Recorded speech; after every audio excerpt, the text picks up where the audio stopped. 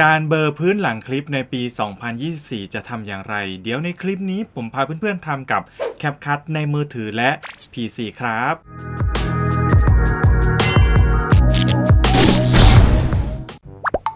สวัสดีครับเพื่อนๆพบกับผมอีกแล้วครับกับนายต่อยักษ์ในช่อง About Boy สนมครับกลับมาพบกับเทคนิคการตัดต่อง่ายๆด้วย CapCut อีกแล้วครับสำหรับในคลิปนี้ผมจะพาเพื่อนๆไปเบลอพื้นหลังในคลิปของเพื่อนๆครับแล้วก็ต้องบอกก่อนนะครับว่าในคลิปนี้ผมพาทำกับมือถือแล้วก็ PC ครับก่อนเพื่อนๆจะไปชมคลิปนะครับฝากเพื่อนๆกดติดตามนะครับแล้วก็กดกระดิ่งไปแจ้งเตือนทั้งหมดด้วยนะครับจะได้ไม่พลาดคลิปใหม่ๆของช่อง About Boy สนมนะครับขอบคุณมากครับถ้าเพื่อนๆใช้ในส่วนไหนก็สามารถกดที่แท็กข้างล่างนี้เพื่อไปยังอุปกรณ์ของเพื่อนๆได้เลยครับอันดับแรกนะครับผมจะพาเพื่อนๆไปทำใน PC ก่อนนะครับก็ให้เพื่อนๆเปิดเข้าไปที่โปรเจกต์ของเพื่อนๆเรียบร้อยนะครับนำไฟล์วิดีโอของเพื่อนๆที่ต้องการเสร็จแล้วเราก็ลากลงไทม์ไลน์ได้เลยครับจากนั้นเราจะจัดการให้มันมองชัดให้เพื่อนๆมาตรงนี้ครับจะเป็นคำว่าซูมให้พอดีก็จะได้พอดีในส่วนนี้พอดีนะครับจากนั้นให้เพื่อนๆจัดการเบลอคลิปนี้ก่อนนะครับโดยไปที่คำสั่งเอฟเฟกต์แล้วก็เลือกเอฟเฟกต์วิดีโอไปหมวดหมู่เลนส์ครับให้เพื่อนๆเลื่อนหาคำว่าเบลอเลยครับเป็นตัวนี้จะกดลากลงมาหรือจะกดที่เครื่องหมายบวกก็ได้นะครับจากนั้นเราก็ดึงให้เต็มคลิปของเราไปเลยถ้าต้องการอยากจะให้เบลอมากหรือเบลอน้อยก็ให้ไปแตะที่แถบเอฟเฟกต์เบลอจากนั้นเราก็มากำหนดตรงนี้ครับ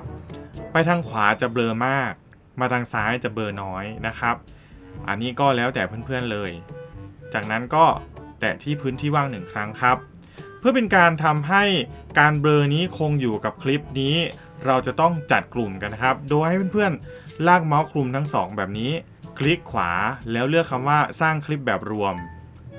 จากนั้นเราไปที่สื่อแล้วก็เอาคลิปวิดีโอ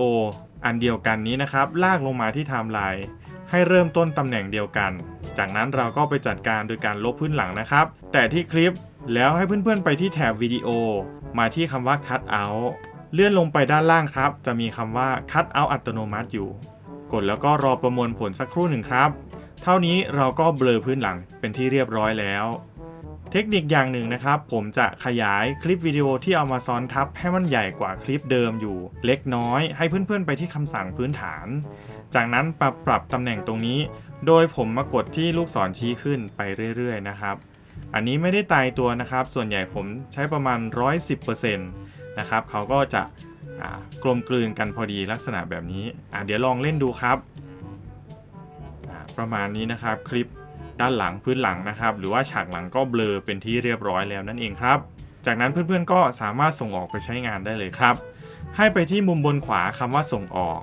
สามารถกำหนดชื่อเรื่องตรงนี้ได้เลยครับแล้วก็กำหนดว่าจะให้ส่งออกที่ตรงไหนสมมุติผมเอาไว้ที่วิดีโอนะครับเป็น Movie แล้วก็ CapCut แล้วก็กด Open ไป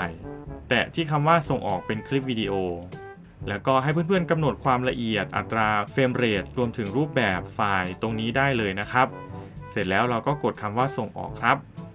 เท่านี้ก็เรียบร้อยแล้วนะครับเพื่อนๆก็สามารถกดยกเลิกได้เลยนะครับนี่ก็เป็นวิธีการเบลอสำหรับ CapCut ใน PC ครับต่อไปเดี๋ยวเราไปเบลอใน CapCut มือถือกันนะครับให้เพื่อนๆไปเพิ่มโปรเจกต์ขึ้นมาใหม่นะครับจากนั้นก็เลือกไฟล์วิดีโอที่เราต้องการเสร็จแล้วกดเพิ่มครับจะได้ไฟล์วิดีโอมาลักษณะแบบนี้อันดับแรกนะครับในส่วนของมือถือเพื่อความสะดวกไม่ต้องแทรกไฟล์มาอีกครั้งให้เพื่อนๆแตะที่คลิปวิดีโอจากนั้นเลื่อนไปทางขวาครับหาคำว่าคัดลอกอันนี้นะครับก็จะมีคลิปอยู่2คลิปนะครับส่วนคลิปข้างล่างเดี๋ยวเราเอามาซ้อนนะครับเราไปจัดการคลิปที่1กันก่อนโดยให้เพื่อนๆไปที่คำสั่งเอฟเฟกต์เลือกเอฟเฟกต์วิดีโอ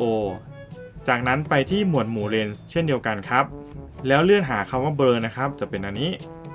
แตะเข้าไป1ครั้งอยากจะให้เบลอมากเบลอน้อยแตะเข้าไปอีกเพื่อเป็นการปรับแก้เราก็ปรับตรงนี้ได้เลยนะครับตามที่เพื่อนๆชอบเสร็จแล้วกดที่เครื่องหมายถูกต้องครับจากนั้นเราก็ดึงเอฟเฟกต์เบลอนี้นะครับให้เต็มคลิปที่1นะครับจากนั้นเดี๋ยวเราเอาคลิปวิดีโอมาซ้อนด้านล่าง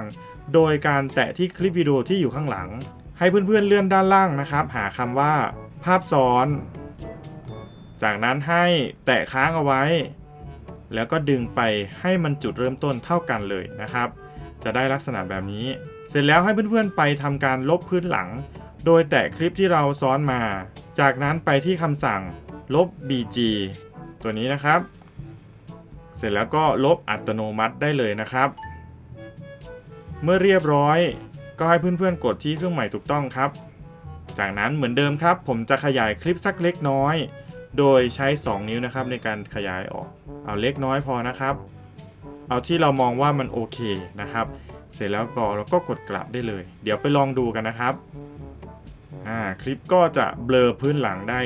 ค่อนข้างเนียนสวยงามกันเลยทีเดียวนะครับไม่มีขอบฟุ้งมากจนเกินไปนะครับนั่นก็เป็นเทคนิคเล็กๆน้อยๆสำหรับการขยายให้คลิปที่เรามาซ้อนเนี่ยมันใหญ่กว่าเล็กน้อยเพื่อทำให้ขอบมันไม่ฟุ้งจนเกินไปนั่นเองครับ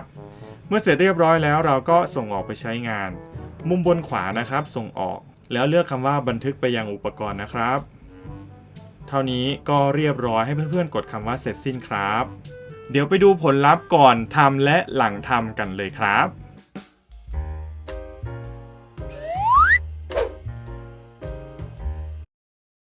เป็นยังไงบ้างครับเพื่อนๆสำหรับการเบลอคลิปในปี 2024 นี้ด้วย CapCut ไม่ว่าจะเป็น CapCut เวอร์ชัน PC แล้วก็มือถือนะครับเพื่อนๆก็เลือกใช้ตามอุปกรณ์ที่เพื่อนๆถนัดได้เลยครับหวังว่าคลิปนี้จะเป็นประโยชน์กับเพื่อนๆไม่มากก็น้อยนะครับถ้าชอบคลิปนี้ก็อย่าลืมกดไลค์กดแชร์หรือว่าคอมเมนต์มาร่วมพูดคุยกับผมได้เสมอครับและที่สำคัญเลยนะครับถ้าเพื่อนๆไม่อยากพลาดเกี่ยวกับการตัดต่อง่ายๆด้วย CapCut แบบนี้นะครับอย่าลืมกดติดตามและกดกระดิ่งให้ช่อง About Boy สนมด้วยนะครับเพื่อที่จะไม่ได้พลาดทุกการแจ้งเตือนของ YouTube นั่นเองแล้วเจอกันใหม่ในคลิปหน้าครับบ๊ายบาย